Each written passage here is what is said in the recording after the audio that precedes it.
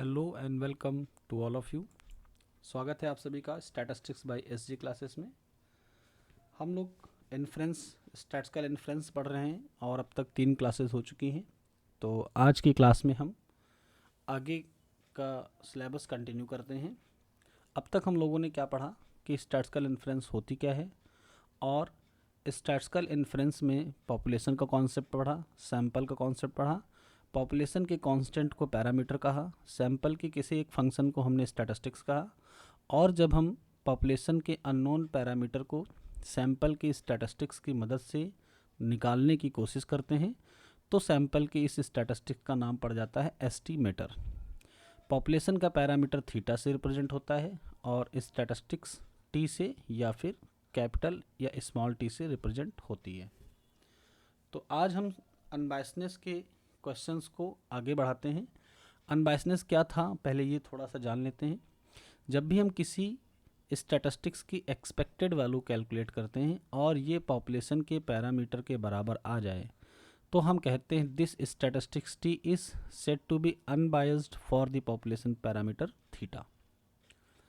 अब अगर यहाँ पर प्रूफ की बात करें तो अब तक हम लोगों ने 3 प्रूफ किए। कौन कौन से? सबसे पहला प्रूफ हम लोगों ने किया कि सैंपल की कोई भी वैल्यू ith वैल्यू अनबायस्ड होगी पॉपुलेशन के मीन के लिए। इसके बाद हम लोगों ने नेक्स्ट प्रूफ किया था कि सैंपल का मीन भी पॉपुलेशन के मीन के लिए अनबायस्ड होगा, और इन दोनों में जब सेम पैरामीटर पॉपुलेशन मीन के लिए हमें 2 स्टैटिस्टिक्स मिल गई, एक सिंगल वैल्यू और एक मीन, तो किसको अच्छा माने हैं? अच्छा मानने के लिए हम एक्स बार को ले लेंगे, इसलिए क्योंकि एक्स बार के फॉर्मूले में अगर हम देखें तो सैंपल जितने साइज़ का लिया गया है उन सारी वैल्यूज़ का ये एवरेज है। It means that this x bar sample mean contain all the information of the sample, but the single value of these sample is only a single value। ये पूरे सैंपल की इंफॉर्मेशन अपने में store नहीं करती है, सिर्फ एक वैल्यू है। एग्जाम्पल अगर हम इसका रियल लाइफ देखना चाहें तो कैसे इसको समझ सकते हैं? सपोज दैट हम किसी एक क्रिकेटर का एवरेज जानना चाहते हैं। एवरेज मीन्स उसने अब तक जितने मैच खेले हैं और उसने अब तक जितने रन बनाए हैं, तो total run divided by total match, ये आएगा एवरेज। मान लो किसी एक क्रिकेटर का एवरेज आया 60, ये पॉपुलेशन का है। अब अगर ये 60 हमें ना पता होता या उसके टोटल रन या टोटल मैच बहुत ज़्यादा है जिन्हें कैलकुलेट करने में हमें समय लगेगा, तो हम इसकी पॉपुलेशन से सेलेक्ट किए हुए सैंपल की मदद से भी इसके बारे में अनुमान लगा सकते हैं। कैसे? मान लो हमने इसकी 10 इनिंग्स ले ली। अब 10 इनिंग कुछ इस तरीके से हैं: 55, 65, 72, 0, 112, 309 एसेट्रा। मान लो हम सिर्फ एक किसी सिंगल वैल्यू को लेकर एक्स बार के बारे में अनुमान लगाए हैं। अगर इसको लें तो इससे जब हम इसका अनुमान लगाएंगे तो आपको दिख रहा होगा कि रियल वाला 60 था बट ये 309 है, तो यहाँ पर ओवर एस्टिमेशन हो गया। अगर इस सिंगल वैल्यू को लेकर हम अपनी पॉपुलेशन के मीन का अनुमान लगाएं तो इससे 0 आया, बट अगर हम इन सब का एवरेज ले लें तो जो वैल्यू हमें मिलेगी वो मोस्ट अप्रोप्रिएट और बेस्ट होगी for estimating this population parameter theta. तो सैंपल जो भी हम लेंगे n साइज़ का, उस पर बेस्ड इंफॉर्मेशन के थ्रू कैलकुलेशन होगी तो ज़्यादा अच्छे एस्टिमेटर्स हमें मिलेंगे। चलिए, उम्मीद है आपको ये बात समझ में आई होगी कि sample mean is better than single value. आते हैं अपने क्वेश्चंस पर। तो आज का जो क्वेश्चन है पहला वो है x1 x2 xn be a sample of size drawn from a normal population this mu comma 1। अगर n साइज़ का सैंपल हमारी इस पॉपुलेशन से लिया गया तो हम लोग इसको ऐसे भी रिप्रेजेंट कर सकते हैं: xi follows normal distribution with mean 1 and variance 1 with mean mu and variance 1 for every I, जहाँ पर I की वैल्यू 1 to n लाई कर रही है। अगर यहाँ से डेटा लिखना चाहें या इन्फॉर्मेशन लिखना चाहें तो क्या लिखेंगे? Expected value of xi mu है और वेरिएंस ऑफ xi क्या है? 1। हमें प्रूफ क्या करना है? हमें एक x1 x2 xn का फंक्शन दिया गया है, इसको हम स्टैटिस्टिक्स कहेंगे, और प्रूफ करना है कि ये अनबायस एस्टीमेट है इसका, यानी इसकी एक्सपेक्टेशन लेने पर इसके बराबर आएगा, म्यू स्क्वायर प्लस 1 के बराबर। यहाँ से एक क्वेश्चन और भी बन सकता है, find out the unbias estimator of mu square. Mu square का अनबायस एस्टिमेटर क्या होगा? तो चलिए देखते हैं। हम इस टी की एक्सपेक्टेशन लेते हैं। एक्सपेक्टेशन लेते समय आपको ध्यान रखना है एक्सपेक्टेशन की प्रॉपर्टीज़ को। तो अगर आपको इन प्रॉपर्टीज़ में कहीं कोई समस्या है तो यूट्यूब पर BSc Sem 1 स्टैटिस्टिक्स के नाम से एक प्लेलिस्ट है जिसमें एक्सपेक्टेशन को डिटेल में समझाया गया है। तो आप लोग उनको देखकर आसानी से एक्सपेक्टेशन के बारे में समझ सकते हैं कि ये है क्या। और probability distribution and numerical analysis में जितने भी डिस्ट्रीब्यूशन हैं सब में एक्सपेक्टेशन की कैलकुलेशन करवाई गई है। इन्फ्रेंस में जो प्रोबेबिलिटी डिस्ट्रीब्यूशन वाला पेपर है वो पूरा का पूरा यूज़ होगा, जहाँ जहाँ एक्सपेक्टेशन आएगा, वेरिएंस आएगा, पूरी इन्फॉर्मेशन यहाँ यूज़ होगी। तो आप लोग उसको थोड़ा सा रिवाइज़ कर लेंगे तो भी अच्छा रहेगा, डिस्ट्रीब्यूशंस को खासकर। अब आते हैं इस क्वेश्चन पर। एक्सपेक्टेशन की प्रॉपर्टी के अकॉर्डिंग अगर कोई कांस्टेंट वैल्यू है तो वो एक्सपेक्टेशन से बाहर जाती है, और समेशन पर जब हम एक्सपेक्टेशन लगाते हैं तो वो इनके अलग अलग एक्सपेक्टेशन के सम के फॉर्म में आता है, यानी एक्सपेक्टेशन xi फिर इसका सम। अब एक्सपेक्टेशन xi की वैल्यू हमको म्यू दी गई है। अगर हम इसको यहाँ पर स्क्वायर था तो हम स्क्वायर वाली वैल्यू लेकर चलेंगे। अब एक्सपेक्टेशन xi स्क्वायर को हम कैसे कैलकुलेट करें? तो आपको फार्मूला याद रखना है ये वाला, expectation xi equal to variance xi equal to expectation xi square minus expectation of xi whole of square. यहाँ से हम एक्सपेक्टेशन ऑफ xi स्क्वायर की वैल्यू को निकाल सकते हैं, जो कि कितनी आएगी, variance xi plus expectation xi whole of square. ये वाली वैल्यू आप याद रखेंगे और ये आगे बहुत बार यूज़ होगा। वेरिएंस xi की वैल्यू हमें कितनी दी गई है, 1, और एक्सपेक्टेशन xi म्यू है, स्क्वायर लगाने पर यहाँ स्क्वायर लग जाएगा। तो हमें इसकी वैल्यू मिल गई, क्या मिली, म्यू स्क्वायर प्लस 1। अब म्यू स्क्वायर प्लस 1 समेशन पे डिपेंड नहीं है, ये कांस्टेंट वैल्यू है, और कांस्टेंट को अगर हम n टाइम सम करेंगे तो ये n से मल्टीप्लाई हो जाएगा, n से n कैंसिल, और ये आ गया expectation of t equal to mu square plus 1। और सवाल में हमें यही प्रूफ करना था कि जो स्टैटिस्टिक्स है वो म्यू स्क्वायर प्लस 1 के लिए अनबायस्ड है, तो एक्सपेक्टेशन लेने पर आया तो अनबायस्ड है। अब अगर म्यू स्क्वायर का हमको अनबायस एस्टिमेटर निकालना हो तो क्या करेंगे? तो हम इस 1 को इस साइड ट्रांसफ़र कर देंगे। 1 एक कांस्टेंट वैल्यू है जिसको साथ में मर्ज करने पर कोई इफेक्ट नहीं पड़ता है, क्योंकि कांस्टेंट की एक्सपेक्टेशन वही होती है। और ये आ गया म्यू स्क्वायर। तो अब हम यहाँ से कह सकते हैं कि इसकी एक्सपेक्टेशन लेने पर म्यू स्क्वायर आया है, means this is unbiased estimator for mu square. और इसकी वैल्यू है क्या, t-1 means 1/n summation i going from 1 to n xi square minus 1। ये बन गया unbias estimator of mu square. चलिए आते हैं नेक्स्ट क्वेश्चन पर। तो अगला क्वेश्चन है कि x1 x2 xn be are random sample of size n from normal distribution with mean 0 and variance sigma square. अब की बार पॉपुलेशन नॉर्मल की ही है, बट मीन 0 और वेरिएंस सिग्मा स्क्वायर हमें दिया गया है। सो क्या करना है, ये अनबायस एस्टिमेटर होगा सिग्मा स्क्वायर का। तो बस अब पिछले वाले को बेस बनाकर सिंपल इसकी एक्सपेक्टेशन ले लो। जैसे ही हम इसकी एक्सपेक्टेशन कैलकुलेट करेंगे 1/n कांस्टेंट, और समेशन पर एक्सपेक्टेशन होने पर एक्सपेक्टेशन का सम हो जाता है। फिर एक्सपेक्टेशन xi स्क्वायर को हम लोग उसी फार्मूले की मदद से लिख देंगे, variance xi plus expectation of xi का होल ऑफ स्क्वायर। ये चीज़ बाहर रहेगी, summation n 1/n। Variance xi की वैल्यू अगर हम देखें यहाँ पर तो कितनी है, सिग्मा स्क्वायर, और एक्सपेक्टेशन xi की वैल्यू है 0, तो 0 का square 0 means only sigma square.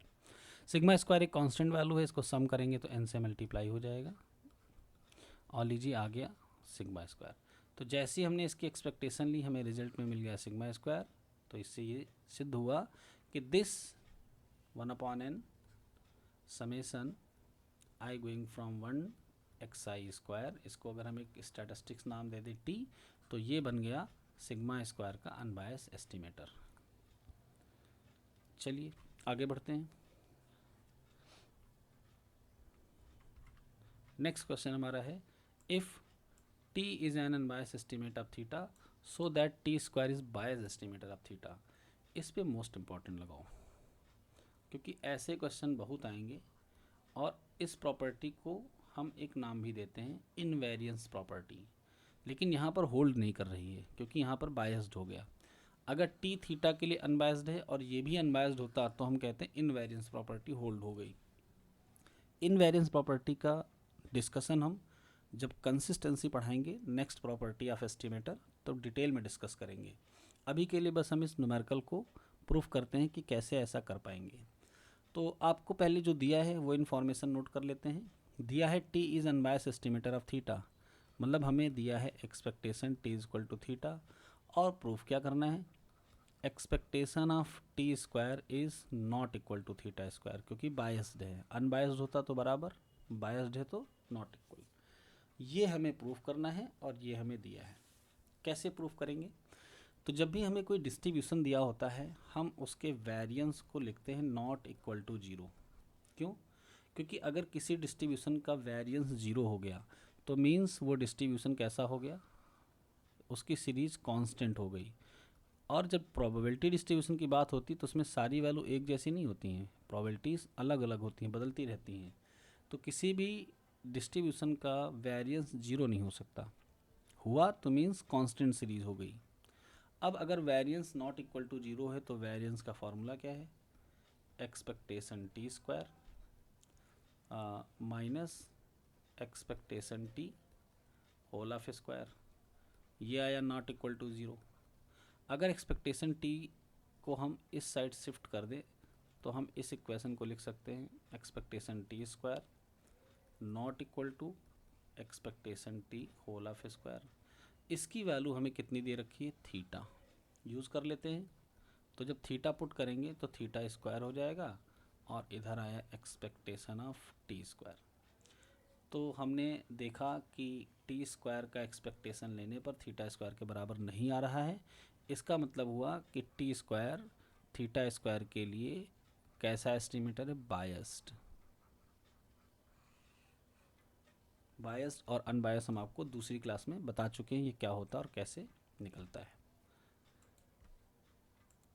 चलिए नेक्स्ट क्वेश्चन पे आते हैं। तो अगला क्वेश्चन है हमारा कि x1 x2 xn random observation है जिसका प्रोबेबिलिटी फंक्शन हमें दिया हुआ है। तो अब आप अगर इस प्रोबेबिलिटी फंक्शन को ध्यान से देखें तो आप पहचान जाएंगे कि कौन सा डिस्ट्रीब्यूशन है जो आपने पहले पढ़ रखा है। आपकी जानकारी के लिए ये बर्नौली डिस्ट्रीब्यूशन है। जब x फॉलो करता था बर्नौली विथ पैरामीटर 1, थीटा, तो इसका प्रोबेबिलिटी फंक्शन ये आता था और इसका मीन वेरिएंस ये सारी चीज़ें आपने पढ़ रखी हैं। तो अगर इन्फॉर्मेशन जो पहले से आपको पता है उसका यूज़ करोगे तो ये क्वेश्चन आसानी से हो जाएगा, और अगर सारी कैलकुलेशन करोगे तो थोड़ा सा क्वेश्चन टफ है। करना क्या है, हमें प्रूव करना है थीटा स्क्वायर का अनबायस एस्टिमेटर। ये थीटा स्क्वायर का अनबायस एस्टिमेटर है, ये प्रूफ करना है। इसी क्वेश्चन में अगर थीटा स्क्वायर की जगह थीटा क्यूब आ जाए, थीटा की पावर 4 आ जाए, तो इनके करने का तरीका सेम होता है, बट केवल याद क्या करना है आपको, बर्नौली के मूवमेंट्स कौन से वाले, सेंट्रल वाले। तो चलिए पहले हम थीटा स्क्वायर करके दिखाते हैं, फिर थीटा क्यूब की बात करेंगे। अगर Bernoulli distribution x Bernoulli distribution को फॉलो करता है और हम एक स्टैटिस्टिक्स बनाएं समेसन एक्स आई, जहाँ पर I going from 1 to n है और इसको नाम दे रहे हैं टी। तो what is the distribution of T, तो ये भी आपने पढ़ रखा है बर्नौली में कि जब बर्नौली रैंडम वेरिएबल्स का सम किया जाता है जहाँ पर x1 x2 xn इंडिपेंडेंट हो तो ये बाइनोमियल बन जाता है। अब ये फॉलो करेगा बाइनोमियल डिस्ट्रीब्यूशन जिसका पैरामीटर होगा n, थीटा। हम यहाँ से एक्सपेक्टेड वैल्यू ऑफ टी निकाल सकते हैं। बाइनोमियल का मीन क्या होता है, NP, यहाँ पर p की जगह थीटा दिया है तो n थीटा हो गया। अब अगर आपसे कोई कहे थीटा स्क्वायर की जगह पे कि थीटा का अनबायस एस्टिमेटर बताइए, तो थीटा का अनबायस एस्टिमेटर क्या होगा, expectation t by n is equal to theta. ये n जो इस साइड मल्टीप्लाई हो रहा था हमने इसको इस साइड ट्रांसफ़र कर दिया, कांस्टेंट है तो एक्सपेक्टेशन में अंदर चला जाता है। टी बाई एन की वैल्यू को अगर हम देखें तो क्या लिख सकते हैं, तो टी की वैल्यू समेसन एक्स आई थी, एन से डिवाइड करने पर ये क्या बन गया, एक्स बार। तो आपने फिर से देखा कि एक्स बार यानी सैंपल का मीन पॉपुलेशन के पैरामीटर के लिए अनबायस एस्टिमेटर बन गया इस सिचुएशन में। चलिए आगे बढ़ते हैं। इसके बाद जब हम आएंगे टी स्क्वायर वाली कैलकुलेशन पे, तब कैसे प्रोसीडिंग होगी ये देखते हैं। एक्सपेक्टेशन टी की वैल्यू हमने लिख ली है एन थीटा। अगर हम यहाँ से लिखना चाहें वेरिएंस ऑफ टी तो क्या लिखेंगे, वेरिएंस ऑफ टी का फॉर्मूला एन पी और क्यू, जहाँ पर p की जगह पे थीटा है तो 1 माइनस पी की जगह पे 1 माइनस थीटा हो जाएगा। ये आया बाइनोमियल के फॉर्मूले से वेरिएंस ऑफ t। अब थीटा स्क्वायर का निकालने के लिए हमको वेरिएंस के इस फॉर्मूले का यूज़ करना है। कैसे ज़रा देखते हैं। तो expectation of t square minus expectation of t whole of square, ये है फॉर्मूला किसका, वेरिएंस का। इस साइड हमारे पास क्या है, एन थीटा 1 माइनस थीटा। हमें निकालना है यहाँ पर फार्मूला किसका, थीटा स्क्वायर का। तो पहले हम देखते हैं कि थीटा स्क्वायर बनता कैसे है, कहाँ पे बन रहा है। यहाँ से अगर हम expectation of t square calculate करें तो इस वाले को शिफ्ट करना पड़ेगा इस side, n theta 1 minus theta, और यह आएगा plus expectation of t square. Expectation of t whole of square है। एक्सपेक्टेशन टी की वैल्यू कितनी दी थी हमें, एन थीटा, हम इसको यूज़ कर सकते हैं। तो चलिए लिखते हैं ज़रा, एन थीटा, इसको मल्टीप्लाई कर लो, n theta minus n theta square. यहाँ पर अगर हम एन थीटा वैल्यू पुट करेंगे तो एन स्क्वायर आएगा और साथ में थीटा स्क्वायर आएगा। तो हमें ओवरऑल क्या कॉमन लेना है, हमें कॉमन लेना है थीटा स्क्वायर। तो क्या करते हैं, इस एन थीटा को हम राइट साइड पे शिफ्ट कर लेते हैं, लेफ़्ट साइड पे। इधर आने पर ये माइनस एन थीटा बन जाएगा, और अगर यहाँ से थीटा स्क्वायर कॉमन लें तो क्या बन रहा है, एन स्क्वायर माइनस एन। अब आगे बढ़ते हैं। इस एन थीटा की जगह पे हम एक्सपेक्टेशन टी लिख सकते हैं। चलिए लिख लेते हैं। तो ये एक्सपेक्टेशन टी हो गया, और ये हो गया एक्सपेक्टेशन ऑफ टी स्क्वायर, यहाँ है माइनस। इस साइड अगर हम एन भी कॉमन ले लें तो ये एन एन माइनस 1 बन गया। यहाँ पर एक्सपेक्टेशन अप्लाई हुआ है टी स्क्वायर पे और माइनस टी पे, तो हम इनको एक साथ भी लिख सकते हैं। बाद में जब एक्सपेक्टेशन की प्रॉपर्टी से ओपन होगा तो ये ऑटोमेटिक इसमें कन्वर्ट हो जाएगा। अच्छा, थीटा स्क्वायर का जब अनबायस एस्टिमेटर हमें चाहिए तो इसके साथ जो भी कांस्टेंट है उसको हम लेफ़्ट साइड पे शिफ्ट कर लें। तो पहले यहाँ देखते हैं क्या होने वाला है। यहाँ होगा टी और टी माइनस 1। अगर ये कांस्टेंट आएगा तो इसको एक्सपेक्टेशन के अंदर जाने में कोई दिक्कत नहीं है। क्यों, क्योंकि कांस्टेंट वैल्यू को हम कभी भी एक्सपेक्टेशन से बाहर ले सकते हैं और कभी भी अंदर। तो आपने देखा कि थीटा स्क्वायर के लिए जो वैल्यू आई वो कितनी आई, टी माइनस 1 और divided by n n minus 1, यानी इसकी एक्सपेक्टेशन थीटा स्क्वायर के बराबर आ गई। तो हम लोगों ने प्रूफ कर लिया कि this becomes an unbiased estimator of theta square. इसको करने का दूसरा तरीका भी था। अगर हम स्टार्टिंग यहाँ से करते तो भी हमारा क्वेश्चन हो जाता। कैसे, ज़रा देखते हैं। हम इसकी एक्सपेक्टेशन कैलकुलेट करके सॉल्व करेंगे और तब भी थीटा स्क्वायर आएगा। तो सॉल्व करने के लिए क्या करना है, आपको कांस्टेंट टर्म बाहर ले लेना है, और जब एक्सपेक्टेशन अप्लाई करोगे तो इस पे अप्लाई होगा। यहाँ पर आएगा एक्सपेक्टेशन टी स्क्वायर और एक आएगा माइनस एक्सपेक्टेशन ऑफ टी। इनकी वैल्यूज़ हम टी के डिस्ट्रीब्यूशन से लिखेंगे। टी का डिस्ट्रीब्यूशन क्या था, टी का डिस्ट्रीब्यूशन था बाइनोमियल एन कॉमा थीटा।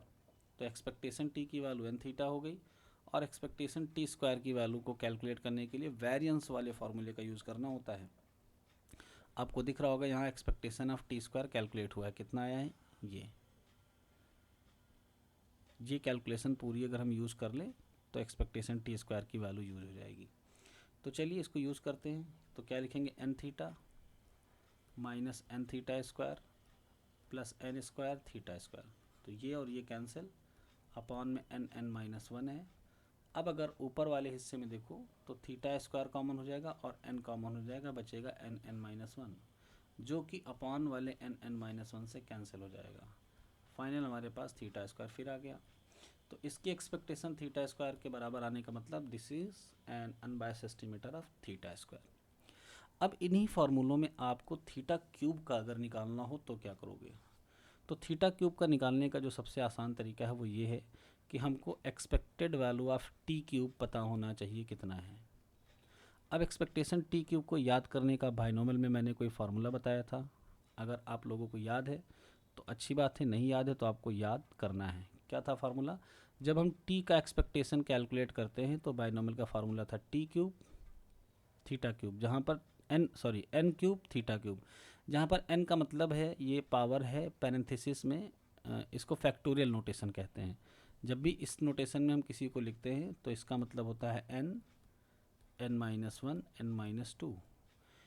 इसके अलावा क्या था, ये फार्मूला अगर आपको याद हो इसका तो हम लोग इसको कैसे लिखते थे, 131 131 से लिखते थे, यानी यहाँ पर आएगा 3 टाइम्स, फिर यहाँ power factorial 2 n theta square, फिर लास्ट वाला 1 आएगा जहाँ पर सिर्फ और सिर्फ एन थीटा होगा, और बीच में सब में क्या लगा हुआ है, प्लस। यानी हम expected value of T cube की मदद से कैलकुलेट कर सकते हैं थीटा क्यूब का एस्टिमेटर। ये किसका है? बाइनोमियल का है। चलो देखते हैं कैसे कैलकुलेशन होती है। तो इसमें हम थीटा क्यूब वाले हिस्से को इस साइड रोकेंगे, बाकी सबको ट्रांसफ़र करके इस तरफ ले आएंगे। तो यहाँ पर हमारे पास एक्सपेक्टेशन टी क्यूब पहले से था, -3 एक्सपेक्टेशन, ये क्या बन जाएगा, n to the power factorial 2 and theta square, sorry expectation नहीं आएगा, सिर्फ इतना ही, और -n थीटा। तो हमारा जो t था वो फॉलो क्या कर रहा था, ये फॉलो कर रहा था binomial parameter n comma theta. अगर यहाँ से एक्सपेक्टेशन t निकालें तो क्या आएगा, n थीटा आएगा, और अगर एक्सपेक्टेशन ऑफ टी स्क्वायर निकालें तो कितना आया था, variance t plus expectation t whole of square. Variance t की वैल्यू क्या थी, n theta and 1 minus theta, और इसकी वैल्यू थी एन स्क्वायर थीटा स्क्वायर। ये सारी वैल्यूज़ हम यहाँ से यूज़ करने वाले हैं, अभी देखते हैं कैसे। तो एक्सपेक्टेशन ऑफ टी क्यूब को एज इट इज़ लिख लेते हैं, -3, ये n और n माइनस 1 है, इसको हमने सिंपल में कन्वर्ट कर लिया।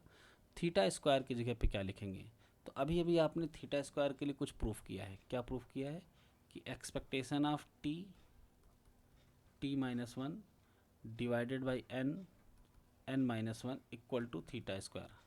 तो क्या हम थीटा स्क्वायर की जगह पे इस वैल्यू का यूज़ नहीं कर सकते? बिल्कुल कर सकते हैं।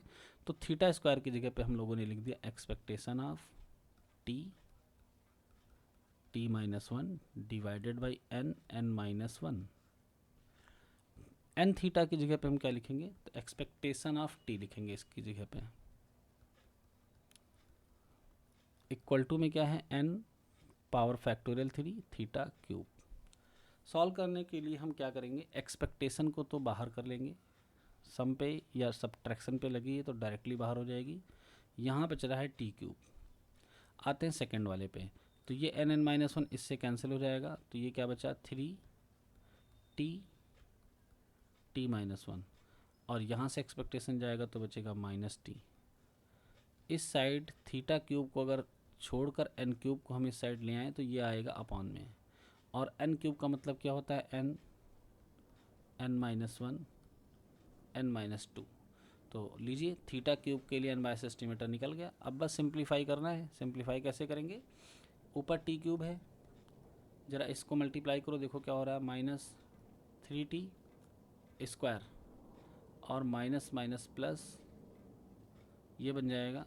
एक काम ये भी कर सकते थे कि अगर हम यहाँ से t कॉमन ले लेते हैं, टी क्यूब माइनस टी से, तो t कॉमन होने पर ये बन जाता है टी स्क्वायर माइनस 1, और टी स्क्वायर माइनस 1 को हम लोग लिखते हैं T plus 1 into T minus 1। यहाँ पर t माइनस 1 था, इन दोनों में भी t माइनस 1 आता, फिर हम पूरी इक्वेशन से t माइनस 1 कॉमन लेकर इजीली सॉल्व कर सकते थे। तो वो तरीका ज़्यादा आसान है बजाय इसको मल्टीप्लाई करने के। तो चलिए इसी तरीके को अपनाते हैं, टी क्यूब माइनस टी एक साथ कर लेते हैं, और ये -3t एंड t माइनस 1 एक साथ, अपॉन में क्या आया है, n minus 1 n minus 2 equal to में है थीटा क्यूब। सॉल्व करते हैं, ज़रा इक्वेशन को देखते हैं क्या आएगा। तो यहाँ से t कॉमन आएगा और बचेगा क्या, t plus 1 and t minus 1 minus 3t and t minus 1 divided by n minus 1 n minus 2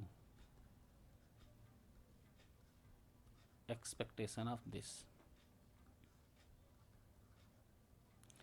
अब पूरी क्वेश्चन में आपको दिख रहा होगा t और t माइनस 1 ये कॉमन है, तो जब हम इन्हें कॉमन लेंगे तो क्या बनेगा, t कॉमन हो गया, t माइनस 1 कॉमन हो गया, ब्रैकेट में बचेगा t प्लस 1 माइनस 3 अपॉन में है n minus 1 n minus 2 equal to में है थीटा क्यूब। इस वाली को देखो तो क्या बन गया, t माइनस 2 बन गया। तो अब t minus 1 t minus 2 divided by n minus 1 n minus 2 ये बन गया थीटा क्यूब का अनबायस एस्टिमेटर। इसी तरीके से थीटा की पावर 4 का हम निकाल सकते हैं। तो होमवर्क में आपको हम थीटा की पावर 4 का अनबायस एस्टिमेटर निकालने का काम दे रहे हैं। आंसर हम आपको बता दें क्या आएगा, t minus 1 t minus 2 t minus 3 divided by n minus 1 n minus 2 n minus 4 equal to theta to the power 4। ये आंसर आएगा। आपको जो हिंट है वो ये देनी है कि आपको expectation of t to the power 4 पता होना चाहिए ये क्या होता है। तो अगर आपने डिस्ट्रीब्यूशन वाला पेपर पढ़ा है तो वहाँ पे इसका शॉर्ट ट्रिक मैंने बताया था 1671। ऊपर वाले का 131 था, इसका 1671 था। 1671 का क्या मतलब हुआ, पावर 4 है तो स्टार्टिंग करेंगे यहाँ से n to the power 4 and theta to the power 4। फिर अगला टर्म आएगा 6 के साथ क्या आएगा, फैक्टोरियल 3 थीटा क्यूब प्लस 7 के साथ क्या आएगा, फैक्टोरियल 2 पावर में थीटा स्क्वायर, फिर लास्ट कोफिशिएंट है 1 तो ये आएगा n थीटा। अगर हम एक्सपेक्टेशन t की पावर 4 में इस फार्मूले का यूज़ करें, थीटा की पावर को छोड़कर बाकी सब को इस साइड ट्रांसफ़र करें, फिर थीटा क्यूब का, थीटा स्क्वायर का और थीटा का जो एस्टिमेटर्स आया हो जैसे कि अभी पुट किया वैसे पुट करें, कैलकुलेट करें, तो ये रिज़ल्ट पे हम पहुंच जाएंगे। तो ये आपका होमवर्क है, ट्राई करना। हो गया तो ठीक, नहीं हो गया तो अगली क्लास में हम इसको आपको सॉल्व करवाएंगे। आज की क्लास मेरे हिसाब से यहाँ तक सफिशिएंट है। अगली क्लास में हम अनबायसनेस के और कुछ क्वेश्चंस पे फोकस करेंगे। एक क्वेश्चन मैंने पिछली क्लास में कहा था करवाने के लिए, सिंपल रैंडम सैम्पलिंग और with replacement and without replacement से रिलेटेड था, तो वो नेक्स्ट क्लास में हो जाएगा। आज की क्लास यहीं तक। थैंक यू, जय हिंद।